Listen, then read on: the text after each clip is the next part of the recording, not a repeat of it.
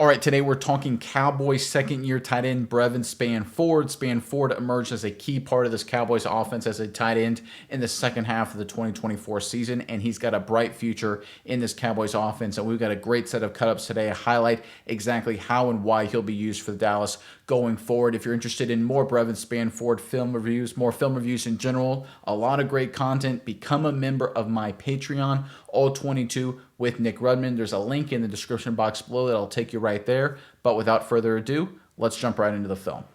All right, let's open up with a running play. There's Spann-Ford right there on the right side of your screen at the tight end position. This is going to be a downhill rushing concept here for the Dallas Cowboys offense. You're going to get Spann-Ford blocking down. You're going to get the right tackle here pulling to kick out the defensive end. You're going to get the guard kind of doing a pull action right here, trying to work through and clean this up. Fullback's going to insert right here. We're going to get a scoop block right here, trying to work up to the next level. Cutoff block here on the backside, and the running back's going to follow everything just like this. So this is a variation of an old school concept that's been around for a long time. So basically how it works is you're going to get these three guys for Dallas, the tight end, right tackle, and right guard, handling these three guys right here for the Carolina Panthers, with the fullback coming through, picking up whoever he can, right? Maybe a safety fill, maybe a linebacker flowing atop, whoever it is, right?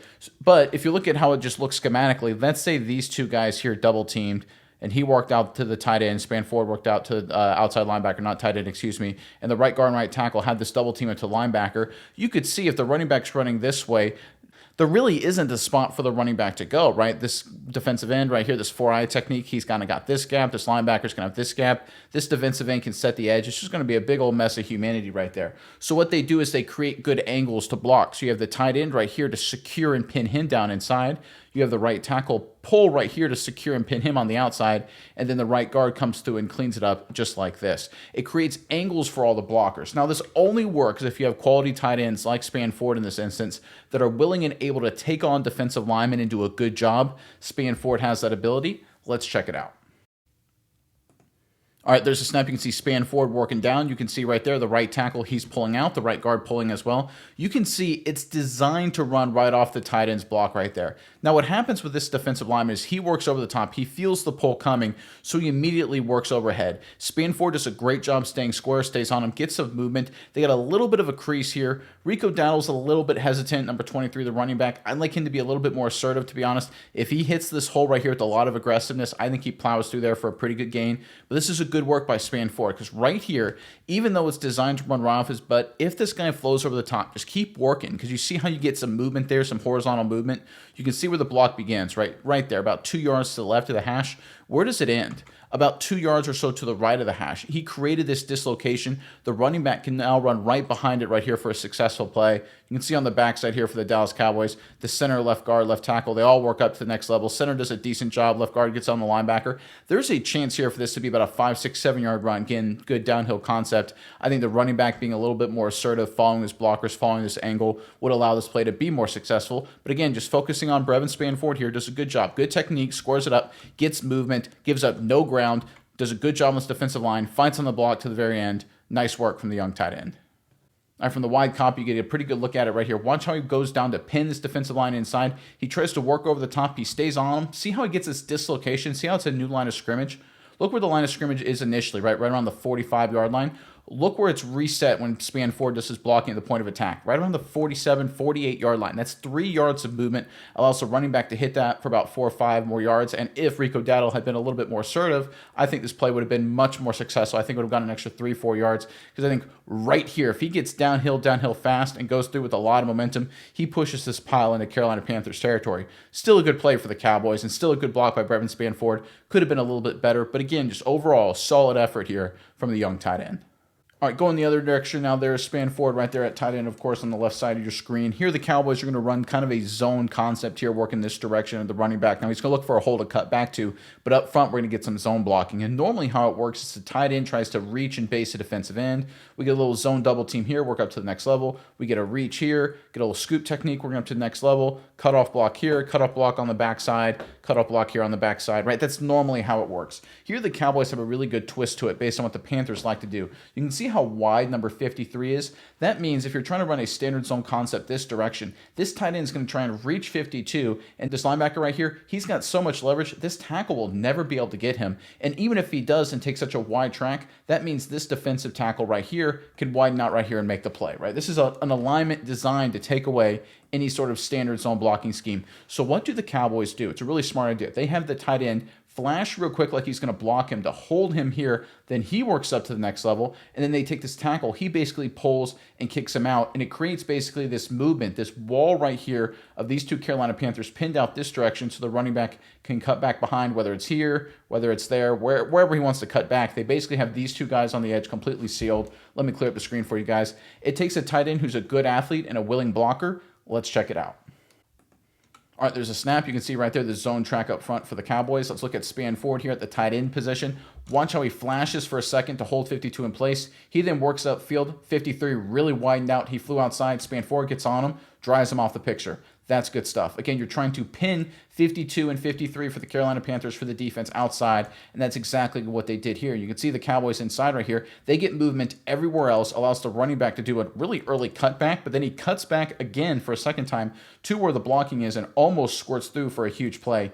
You only get this from the running back position when you get this kind of dislocation, this kind of movement on the play side at the tackle and tight end position. And this is, again, great job by Spann-Ford. I love the technique there, flashing. Again, that's a game plan thing. That's something they set up specifically for this week. Young tight end executes at a high level, delivers a block, stays on it, runs his feet, finishes the play. Nice work. All right, from the wide copy, you can see Spann-Ford right there at the top of your screen. Watch how he's going to flash at the snap. Right there he flashes. You see how the defensive end immediately tries to engage him with his hands. He thinks he's about to get based. Then he works through. Then he gets hit by the tackle. The defensive end does. Spann-Ford works up. And you can see right there, they've got these two guys pinned outside. So that way when the running back cuts back, you can see, look at this crease. There's no one there, right? 92 for Carolina is able to come off and make the tackle. Saves probably a touchdown. But right here, when you get this kind of movement, this kind of game plan execution from Spann-Ford and the right tackle, Terrence Steele, you get this kind of hole. This is why I think the Cowboys are going to utilize Spann-Ford a lot in the new Schottenheimer offense. He has that kind of potential as a tight end. All right, same direction. There's Spann-Ford at the tight end position on the left side of your screen. Here the Cowboys are going to run an outside concept. They're going to have the fullback lead the way. He's going to take the corner that's going to fill on the outside. You can't see the corner. He's on the left side of your screen. The Spann-Ford and the tackle here, they're going to work to reach number 52. Spann-Ford primarily. His goal is to just pin 52 inside just like this. Fullback kicks out the corner. The outside contained player, running back, runs through and splits them for a big play. Now, that's how it's designed. It doesn't usually work out that way just because defenders are taught, hey, listen, you cannot by any means get pinned inside. What does that happen if you're a tight end? It means you run them up the field. You keep working your feet. You keep trying to reach him, keep trying to reach him, keep trying to reach him. It'll force 52 to keep running and sprinting out to make sure he doesn't get reached, which will open up a cutback opportunity, which is exactly what happens on this one. Let's check it out. All right, there's a snap. You can see the outside action right there. Watch Spann-Ford. He's trying to reach 52 the entire time. He keeps trying to reach him, keeps trying to reach him. You see how 52, he actually ends up reaching him right there. He gets outside of him right there. That's actually a really good job by the tight end. Good help by the tackle. He works up to the next level. They've got everyone reached. Now, what happens, though, because the threat of getting reached and the threat of getting outside is so prevalent, everyone from the defense just sprints and runs. And because the Cowboys and Spann-Ford here on the edge are doing such a good job running their feet, staying with it, they widen out so much, it opens up this huge cutback lane for Rico Dowdle, the Cowboys running back. And this is what you're taught to do as a running back, right? You see everyone sprinting on the offensive line, everyone on the defense following the sprint, and you just cut back behind it for a huge gain. This is something that the Cowboys did a lot against the Carolina Panthers, and you get this when on the play side, at the key point of attack, the guy like Spann-Ford is running his feet, right? And we're talking about a high-effort, high-motor guy. Look, if you're a tight end, you want to be a big-time blocker, but you're not going to be as good as, an all-pro guard or center or tackle. You're just not, obviously, right? You're not as big, not as strong. You're not as, taught to be a blocker the way tackles, guards, and centers are. But the way you can make up for that sometimes is effort, running your feet, being a good athlete, and that's exactly what Spann-Ford is showing here. Nice work from the young tight end. All right, from the wide copy, watch Spann-Ford right there. See how he runs? It's going to be really hard to see as they run off the page. But that's exactly what I'm talking about. Everyone is sprinting for the Carolina Panthers defense because they see guys like Spann-Ford reaching guys. Everyone's getting outside. And because everyone is running, you can see this cutback lane open up right there. And there it is for a big-time run for the Dallas Cowboys. This is what it's all about. This is modern zone blocking football. if you continually press the issue and run your feet and just keep trying to reach guys, eventually the defenders to try and fight back against the reach will open up these cutback runs. Spann-Ford did a great job of this entire rookie year for Dallas. I guarantee you going forward, they're going to use him a lot in these kind of run blocking situations as part of the Cowboys rushing attack in the future. All right, now the Cowboys are going to run the exact same play we saw previous there, of course, as Spann-Ford at tight end position. You can see the fullback right there. It's going to be the exact same kind of outside run concept. Everyone working this way for the Cowboys. Fullback kicking out the in-man in terms of the edge defender, the cornerback, and the safety, and the running back looking for some way to cut back. This is a situation where the Carolina Panthers played a little bit better, a little more solid on the backside, not nearly as much of a cutback opportunity, which means Spann-Ford, same situation. You got to run your feet. You got to keep working to reach and then work up to the next level as you wait for the tackle to take over. The young tight end does a phenomenal job. Let's check it out. All right, there's a snap. You can see it's the exact same action right there. Ezekiel Elliott, there's not really a good cutback opportunity there. On the backside, the tackle Guyton doesn't get his guy cut off.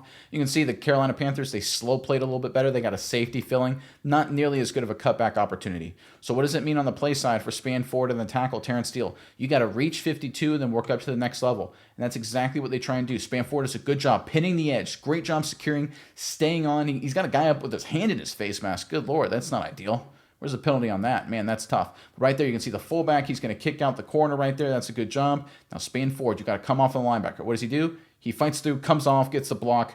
Nice work.